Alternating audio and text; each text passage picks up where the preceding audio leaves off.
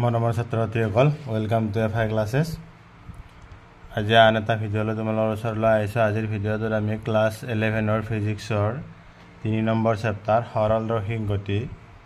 মোচন in straight লাইনৰ আমাৰ এনচিইআৰটি টেক্সট বুকৰ উদাহৰণ নম্বৰ 3.4 আমাৰ এটো অসমীয়া মাধ্যমৰ কিতাপত 69 পেজৰ আছে। হেইটো নিউমেৰিকেল প্ৰবলেম এটা, এই প্ৰবলেমটো সমাধান কৰিম। গৰে ইয়াৰ আগৰ ভিডিঅ'ত মই 3.3 আৰু 3.2 3.1 এই উদাহৰণবোৰ ধুনীয়া সমাধান কৰাই দিছোঁ আৰু বুজাই দিছোঁ বস্তুখিনি কেনেকৈ কৰিব লাগে। গতিকে যিসকলে চেনেলটো প্ৰথমবাৰ চাই আছে তেওঁলোকে ডেছক্ৰিপশ্যনত দিয়া লিংকত গ'লে সেই উদাহৰণবোৰ ভালদৰে চাব পাৰিবা, কেনেদৰে সমাধান কৰা হয়। অতি সহজ পদ্ধতিৰে বুজাই দিছোঁ মই। লগতে প্ৰথমবাৰৰ বাবে যিসকলে চেনেলটো চাই আছে তেওঁলোকে যাতে চেনেলটো ছাবস্ক্ৰাইব কৰে, লাইক কৰে, কমেণ্ট কৰে আৰু বন্ধু বান্ধৱীৰ গ্ৰুপলৈ শ্বেয়াৰ কৰি দিয়ে। চোৱা আজিৰ প্ৰশ্নটো কি আছে। এক্সাম্পল 3.4 বহুমহলীয়া ঘৰ এটাৰ ওপৰৰ পৰা এটা বল 20 মিটাৰ পাৰ ছেকেণ্ড বেগেৰে উলম্বভাৱে ওপৰলৈ মাৰি পঠিওৱা হ'ল। যি বিন্দুৰ পৰাই বলটো মাৰি পঠিওৱা হৈছে মাটিৰ পৰাই তাৰ উচ্চতা হ'ল 25 মিটাৰ। এ নম্বৰ দিয়া আছে বলটো কিমান ওপৰলৈ যাব। বি নম্বৰ দিয়া আছে মাৰি পঠিওৱাৰ কিমান সময় পিছত বলটো আহি মাটিত পৰিবহি। হৈছে আমাক দুটা বস্তু উলিয়াব দিছে। এটা হৈছে যে বিল্ডিঙৰ ওপৰৰ পৰা যেতিয়া বলটো দলিয়াই দিছে ওপৰমুখে কিমান ওপৰলৈ উঠিব, আৰু বলটো বি নম্বৰ দিছে মাটিত আহি কিমান সময়ত পৰিব। চ' এটা ডায়েগ্ৰামৰ সহায়ত আমি সহজতে বুজি ল'ব পাৰোঁ। চোৱা তোমালোকে সাপোজ আমি ধৰিলোঁ এইখিনি মাটি হ'ল, ইয়াৰ পৰাই এটা বিল্ডিং আছে তোমাৰ, এইটো আমি বিল্ডিং বুলি ধৰিলোঁ। ইয়াৰ উচ্চতা আমাৰ হৈছে 25 মিটাৰ। এই বিল্ডিংটোৰ উচ্চতা আমাক কিমান দিয়া আছে 25 মিটাৰ হৈছে। এতিয়া ইয়াৰ পৰা কি কৰিছে বলটো দলিয়াইছে ওপৰ পিনে। আমি সাপোজ ধৰিলোঁ ইয়াৰ পৰা বলটো যেতিয়া দলিয়াইছে যে বলটোৱে আমাৰ এইটো মই এটা নাম দিলোঁ এই পইণ্ট, এইটো ছাৰ বি উচ্চতালৈ উঠিছে। তাৰমানে বলটো ইয়াৰ পৰা যেতিয়া দলিয়াই দিছে সি বি উচ্চতালৈ উঠিছে, এইটো আমি বি পইণ্ট দিলোঁ হৈছে। আকৌ তোমাৰ বলটো মাটিলৈ যেতিয়া নামি আহিব বি নম্বৰটোত সেইটো ওলাব দিছে যে আমি ইয়াত এইটো চি পইণ্ট দিলোঁ। হৈছেনে? হৈ গ'ল। এতিয়া চাবা বুজি পাইছা চাগে যে বিল্ডিংটোৰ ওপৰত আমি এই বিন্দু বুলি ধৰিছোঁ, ইয়াৰ পৰা বল এটা ওপৰ পিনে দলিয়াই দিছোঁ আৰু বলটো সৰ্বোচ্চ উচ্চতা বি পইণ্টলৈ যাব বুলি ধৰিছোঁ। আকৌ বলটো বিৰ পৰাই কি কৰিব চি পইণ্টলৈ নামি আহিব মাটিলৈকে। আমি মাটিত চি পইণ্টটো থকা বুলি ধৰিছোঁ। হৈছে। এতিয়া চোৱা আমি প্ৰথমতে এই নম্বৰটো সমাধান কৰিম। এই নম্বৰ সলিউশ্যন আমাক ইয়াত কি দিয়া আছে বলটো কিমান বেগেৰে দলিয়াইছে 20 মিটাৰ পাৰ ছেকেণ্ড। গতিকে আমাৰ এইটো কি হ'ব প্ৰাৰম্ভিক বেগ। ইয়াত u equal to 20 metre per second আৰম্ভণিৰ যিটো বেগ। তাৰপিছত আমাৰ ইয়াত বস্তু এটা যেতিয়া ওপৰমুখে ঊৰ্ধ্বমুখী গতি কৰিব, যেতিয়া মেক্সিমাম পইণ্টটো পাব তেতিয়া কি হয় আমাৰ অন্তিম বেগটো 0 হৈ যায়। গতিকে আমাৰ ভি ইকুৱেল টু ইয়াত কি হ'ব 0 হ'ব, 0 মিটাৰ পাৰ ছেকেণ্ড। আৰু আমাক কি কৈছে গণিতটোত যে আমাৰ মাধ্যাকৰ্ষণিক ত্বৰণে ক্ৰিয়া কৰিব। গতিকে জিৰ মানটো আমাৰ 10 মিটাৰ পাৰ ছেকেণ্ড স্কুৱাৰ। আমাৰ চোৱা যিহেতু যিয়ে মাধ্যাকৰ্ষণিক ত্বৰণে সদায় তল পিনে ক্ৰিয়া কৰে, কিন্তু আমাৰ বলটো ওপৰ পিনে গৈছে, গতিকে ইয়াৰ আগত কি হ'ব এটা মাইনাছ চিন আহিব, দিশটো বিপৰীত। এতিয়া চোৱা গতিৰ সূত্ৰমতে আমি কি পাইছোঁ V square minus E square equal to 2as। এইটো সূত্ৰ কিয় ব্যৱহাৰ কৰিছোঁ, আমাক কি কৈছে যে কিমান উচ্চতালৈ উঠিব আমাৰ এইখিনি লাগে, হয়নে? আমি এইখিনি এছ বুলি ধৰিলোঁ। এতিয়া ইয়াত চোৱা তুমি ভিৰ মান 0, ইউৰ মানটো আছে 20 স্কোৱাৰ ইকুৱেল টু 2 ইনটু এৰ মান আছে -10 এটা আমি জি বুলি লিখিব পাৰোঁ যেহেতু ইয়াত মাধ্য অৰহণিক ত্বৰণ গতিকে আমি ইয়াত জি বুলি লিখিছোঁ ইনটু এছ এতিয়া চোৱা 0 মাইনাছ 20 স্কোৱাৰ মানে 400 ইকুৱেল টু 2 ইনটু 10 মাইনাছ 20 হ'ব যেহেতু মাইনাছ এটা আছে ইনটু এছ এতিয়া চোৱা তোমাৰ কি হ'ল এইটো minus 400 equal minus 20 S minus minus cancel গ'ল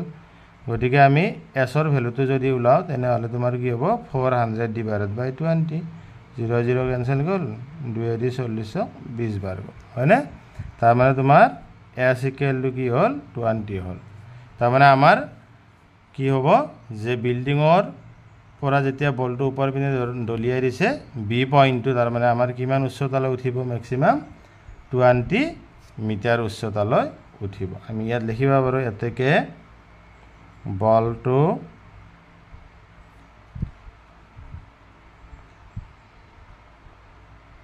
ঘৰটোৰ পৰা 20 মিটাৰ উচ্চতালৈ উঠিব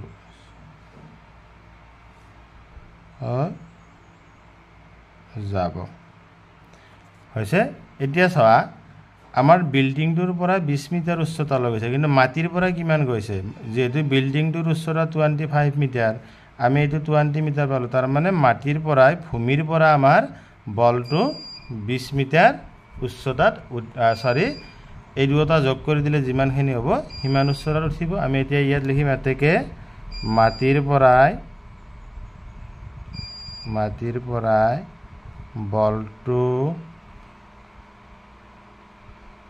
বলটোৱে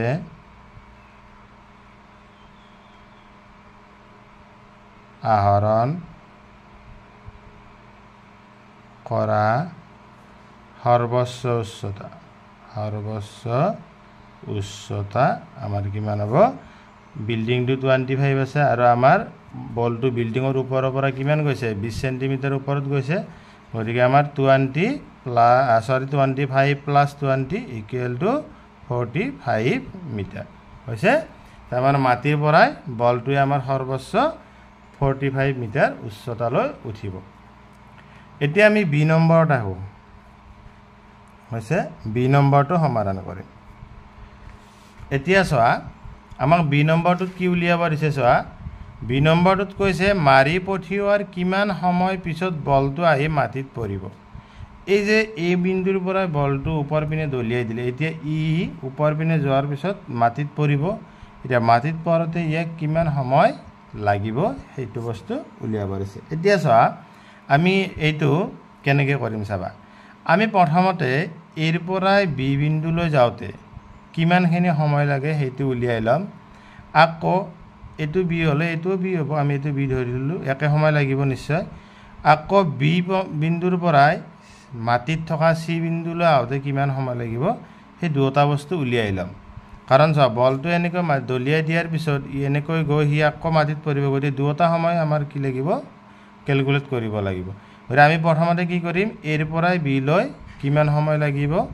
আকৌ বিৰ পৰাই মাটিলৈ অৰ্থাৎ চি বিন্দুলৈ আহোঁতে কিমান সময় লাগিব দুটা ছেপাৰেটলি ওলাই ল'ম এতিয়া ইয়াৰ এটা কথা মন কৰিবলগীয়া আছে যে এৰ পৰাই বিলৈ যাওঁতে সি বলটোৱে কি গতি কৰিছে ঊৰ্ধ্বমুখী গতি কৰিছে আকৌ বিৰ পৰা মাটিলৈ আহোঁতে তেওঁ বলটোৱে কি কৰিছে অধমুখী গতি কৰিছে হৈছে এতিয়া চাবা আমি ইয়াত লিখিম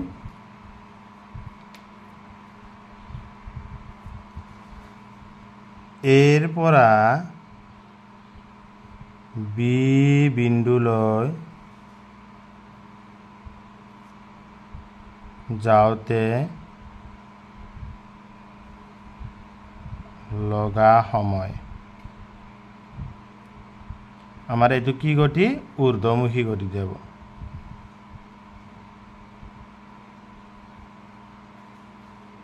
হৈছে ইয়াত আমাৰ ইউটো কি হ'ব আগৰটোৱে 20 মিটাৰ পাৰ ছেকেণ্ড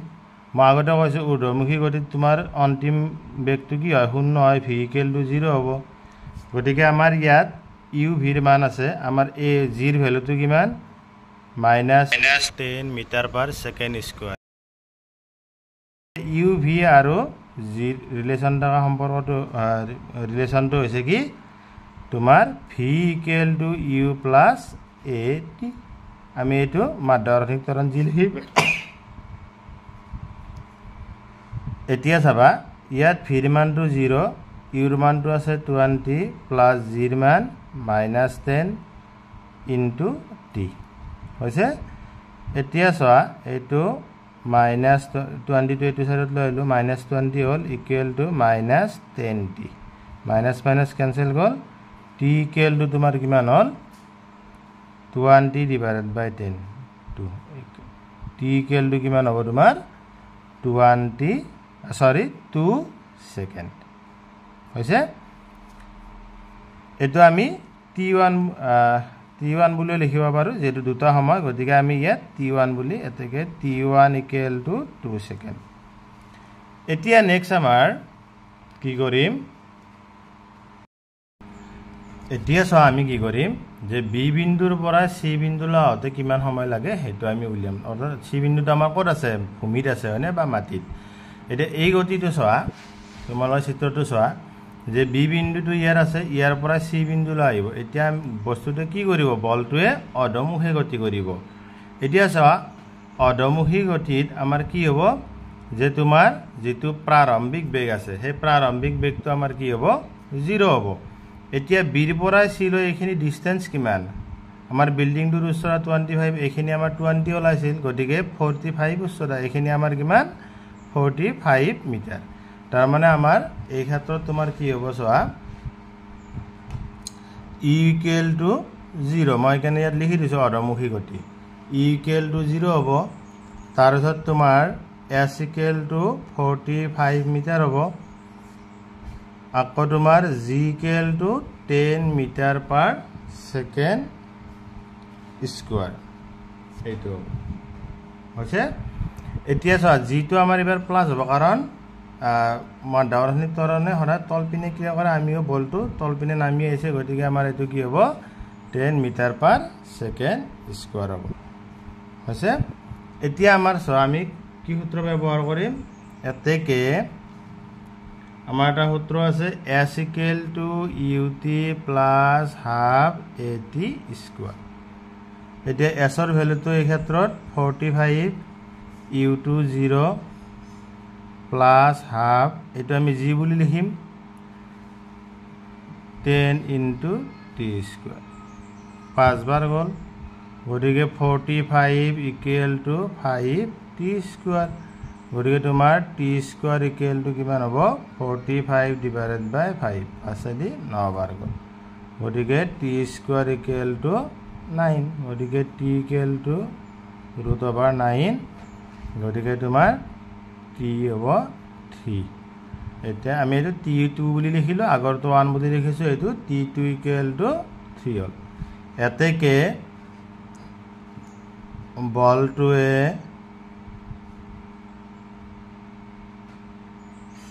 মাটি পাবলৈ লগা সময় কিমান হ'ব t1 প্লাস t2 তাৰ মানে আমাৰ t1 টো আছিল 2 সেকেন্ড আৰু এটো 3 সেকেন্ড গতিকে 5 সেকেন্ড তাৰ মানে আমাৰ বস্তুটো কি হ'ব ভূমিলৈ কেতিয়া আই পাব 5 সেকেন্ড পিছত আই পাব গতিকে এটো এটা খুব ইম্পৰ্টেন্ট एग्जांपल হয় পৰীক্ষাত খুব আহে एग्जांपलটো গতিকে তোমালোকে ভালদৰে নোট কৰি লোৱা আৰু যিসকলে প্ৰথমবাৰৰ বাবে চেনেলটো চাই আছা তেওঁলোকে চেনেলটো সাবস্ক্ৰাইব কৰিবা বন্ধু বান্ধৱীৰ গ্ৰুপলৈ শ্বেয়াৰ কৰি দিবা ধন্যবাদ